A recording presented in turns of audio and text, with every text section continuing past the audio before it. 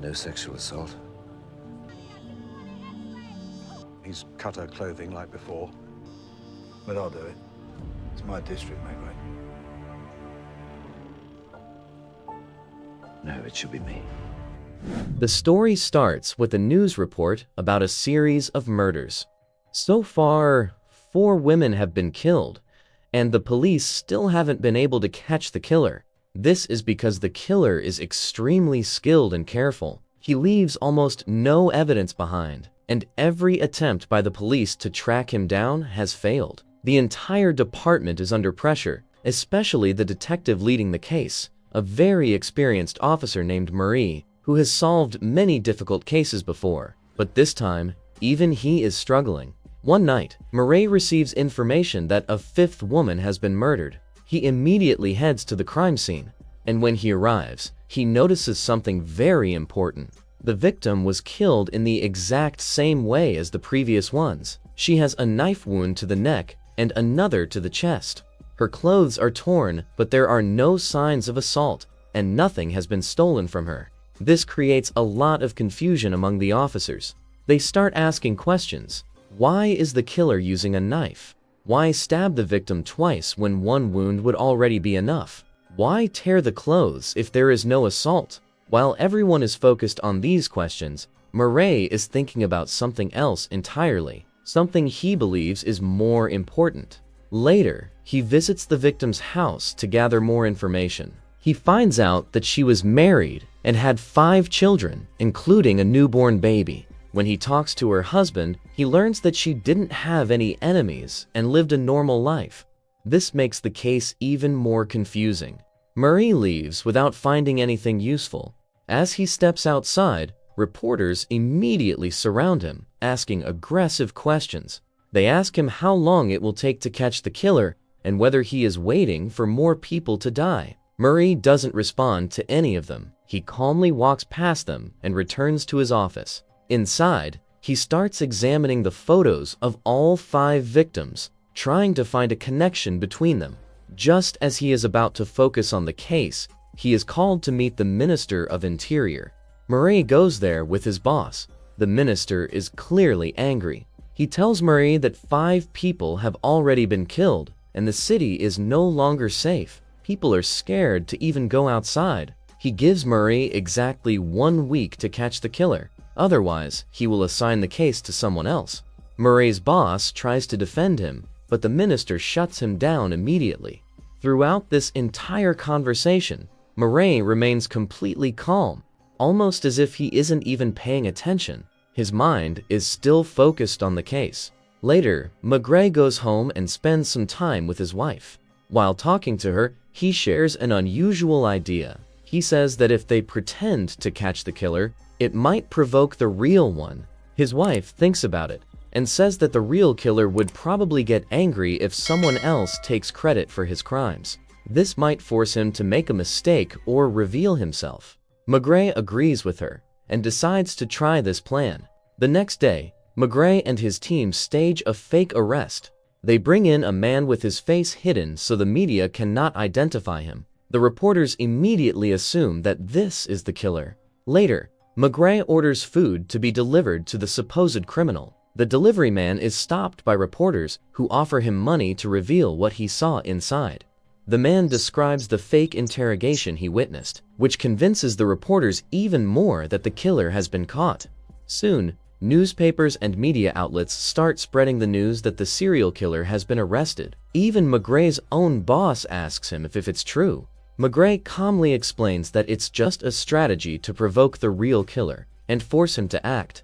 After that, Maigret gathers his team and gives them strict instructions. He orders that hundreds of officers be deployed across the city, covering every street and alley. In addition, he wants 12 female officers to go undercover and walk alone in different areas. All of them must have dark hair because all the victims had dark hair, which suggests that the killer is targeting women with that appearance. Some officers are concerned about the risk, but Maigret tells them to properly train these women in self-defense before sending them out. He insists that this plan must be executed immediately. For the first time, Maigret takes his gun with him when he leaves home. He usually doesn't carry it, But this situation is different. That night, the entire city is filled with police officers. The undercover women begin walking alone as planned. After some time, one of the officers starts feeling like she is being followed. Her instincts are correct.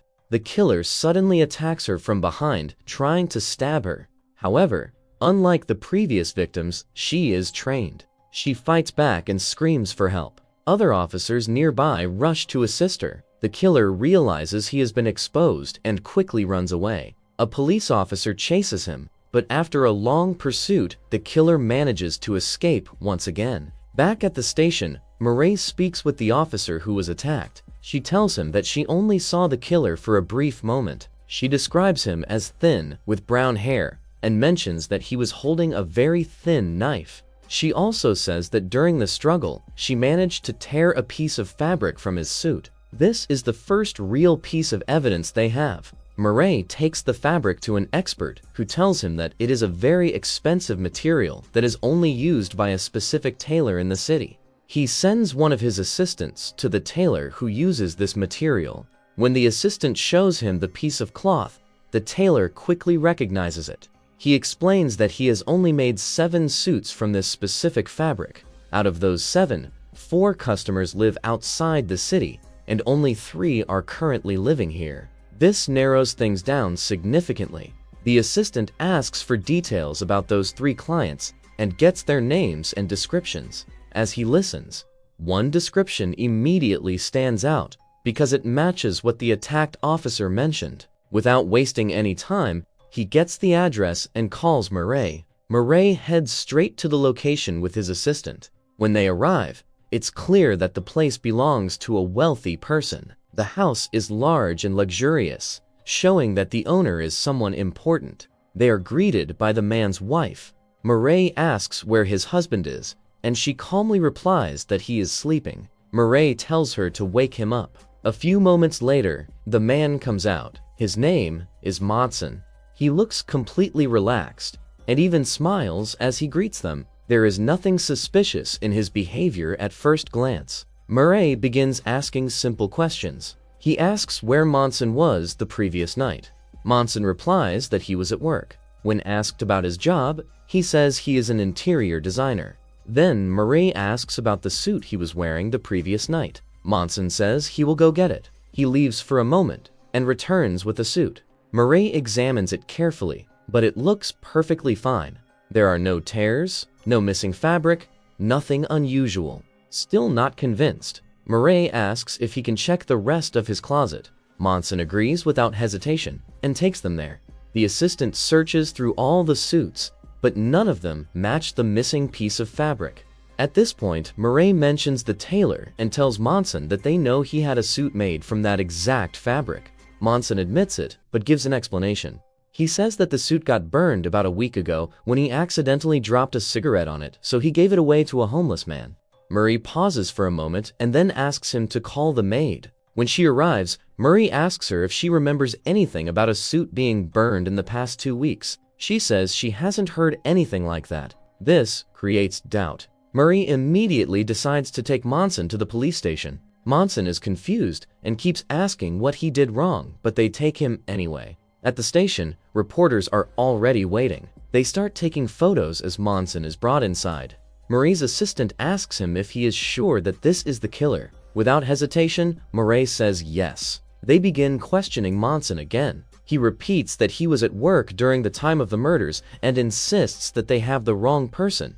Maigret changes his approach. Instead of focusing only on the crime, he starts asking about Maigret's personal life. He asks about his family. Maigret says that only his mother is left. Then Maigret asks when he last visited her. Maigret says it was 2 or 3 days ago. However, Maigret already spoke to his wife earlier, and she said it had been about 2 weeks. This contradiction immediately catches Maigret's attention. To confirm this, Maigret goes to visit Maigret's mother. She seems very protective and worried about her son. When she learns that he has been arrested for murder, she becomes extremely emotional. She quickly gets dressed and goes to the station. When she arrives and sees Maigret, she runs to him, hugs him tightly, and tries to comfort him. She tells him not to worry and promises to get the best lawyers. Then she turns to Maigret and refuses to answer any questions without a lawyer present. She also says her son will not speak either. Even after this, Maigret continues his investigation. He places Monson in a lineup with 4 other men and brings in the officer who survived the attack. She carefully looks at each person. She seems to lean toward Monson, but she is not completely sure because she only saw the attacker for a brief moment. At the same time, something unexpected happens. The Minister of Interior sends another detective to take over the case. This new detective acts very confident, almost like he already knows everything. Meanwhile, Marie's assistants continue investigating. They manage to find the suit that Monson claimed he gave to a homeless man. The suit actually has a cigarette burn on it, just like Monson said. This creates confusion among the team. They start thinking that maybe Monson is innocent after all. But Maigret doesn't jump to conclusions. He orders the suit to be sent to an expert to determine exactly when the burn happened. Then he visits Monson's wife again. She appears nervous, but tries to act normal. She says their life together is stable. However, during the conversation, Marie learns that Monson is not successful in his job. The couple lives in an expensive house, but the money actually comes from her wealthy family. While Marie is talking to her, his assistant searches the house and finds something important. It's a box filled with very thin knives, similar to the weapon used in the attacks. When the wife sees this, she becomes tense, but she still tries to stay calm. Marie returns to the station and meets his boss along with the new detective. He confidently tells them that the case is already solved. His boss is surprised, but Marie explains that they have found the suit, the weapon, and enough evidence. Just then, the expert reports back. The burn on the suit is recent, not a week old like Monson claimed. This proves that Monson lied and was wearing the suit during the attack. With this evidence, they officially charged him. For the first time in a long while, Maigret goes home and finally relaxes, believing the case is solved. But that peace doesn't last. Late at night, he receives another call. Another woman has been murdered. Marie immediately heads to the new crime scene. This time, something is different. The victim was stabbed multiple times instead of just 2, and although the clothes were still torn, the pattern wasn't exactly the same. However, the weapon used was still similar. The officers around him quickly start saying that they made a mistake and arrested the wrong person, but Maigret remains calm, just like before. Back at the station, he makes a bold move. He brings Monson's wife and his mother face to face in the same room. He knows they don't get along and wants to use that tension. Then he goes to Monson and starts pressuring him psychologically. He tells him that both his mother and his wife control his life. One pulls him in one direction and the other pulls him in another, leaving him trapped in the middle. He says that all that pressure turned into anger, and that anger is what made him kill. Maigret pushes further, saying that Monson imagined his victims as his mother and wife, and killing them gave him a sense of release. At that moment, Monson begins to break. Just then, his mother and wife enter with news that another woman has been killed while Monson was in custody. Maigret explains calmly that Monson didn't kill the last victim, but that doesn't mean he didn't kill the first 5. He suggests that one of them committed the latest murder to protect him under pressure. Monson's mother first confesses but quickly makes a mistake. Then his wife corrects her and admits she was the one who killed the 6th victim. Finally, Monson confesses to killing the first 5 women, driven by his hatred towards both his mother and his wife. The case is finally solved. And with that, friends, this story comes to an end. Tell us in the comments how you liked the explanation. And don't forget to like the video and subscribe to the channel.